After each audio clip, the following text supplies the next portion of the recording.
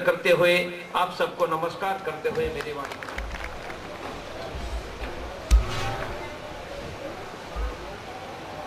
आदिगुरु शंकराचार्य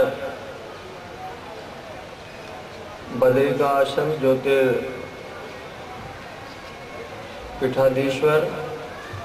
स्वामी स्वरूपानंद जी महाराज जी और अपने सदगुरु के चरणों में नमन करते हुए मंच पर उपस्थित परम पूज्य स्वामी अभिमुक्तानंद जी, भारत माता मंदिर के प्रबंध न्यासी पंडित न्यायमित्र शर्मा जी, परम आदरणीय विश्व हिंदू परिषद के अंतर्राष्ट्रीय महामंत्री प्रवीण भाई तोगड़िया जी, हमारे प्रिय अमृतसर से पधारे आदरणीय श्री सुरेंद्र कुमार बिल्ला जी, सभी धर्म प्रेमियों, मंच पर अन्य उपस्थित आदरणीय जनों, बड़े हर्ष का विषय है आज हमारे आदि गुरु संत सदाराम महाराज जी के जन्म तिथि शुक्ल पक्ष 14 का पावन पर्व और महाकुंभ का अति पुण्य अवसर, और हम सब धर्म प्रेमियों का कर्मों के पुण्य फल उदय हुए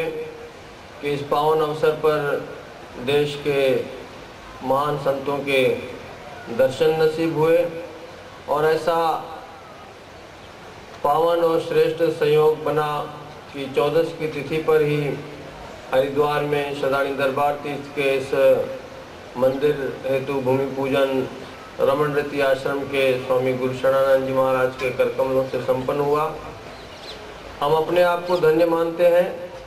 जिन्होंने हमारे आमंत्रण पर यहाँ पे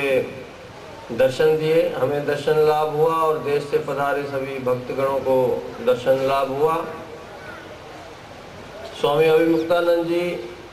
की ओजस्वी और ज्ञान भरी वाणी से और हिंदू धर्म के उत्थान और अपने गौरवशाली इतिहास को याद दिलाने में तोगड़िया जी की वाणी से हम सभी अभिभूत हैं और निश्चय ही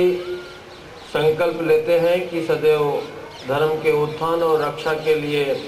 हम आर्य सिंधी हिंदू सदैव जागृत रहेंगे और सदैव अपने उस पूर्व इतिहास को याद रखकर, क्योंकि सिंधु से ही हिंदू बना और हमारा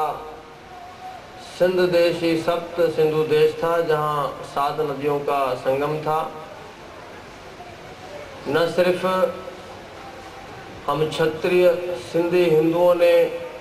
अरबों के आक्रमण को सहा, बल्कि हमारी माताओं, हमारी मातृशक्ति ने भी उस समय उनका डटकर मुकाबला किया था। ऐसा हम आर्य सिंधी हिंदुओं का इतिहास बताता है। और आज तो जो अवसर है कि सभी सदानी दरबार के पूज्य संतों ने जो सदैव भारत के चारों धामों का और हरिद्वार का रटन करते रहे, अपनी तप और भक्ति से, मात गंगे के आशीर्वाद से, सिंध बलूचिस्तान में जो राम नाम का प्रचार किया, पर उनके पुण्य कर्मों और उनके हार्दिक इच्छाओं का आज एक प्रकार से आशीर्वाद स्वरूप यहाँ भले छोटा सा ही सही पर स्थान आप भक्तों की सेवा के लिए हमें प्राप्त हुआ है। हम यहाँ पर आप सभी देश और पाकिस्तान के हिंदुओं के लिए आश्रम भले छोटा सा रहेगा, पर यह निश्चय जानिए कि हमारा हृदय आपकी सेवा के लिए बहुत बड़ा रहेगा। हम सदैव आपकी सेवा के लिए और अपने हिंदू संस्कारों के लिए सदैव जाग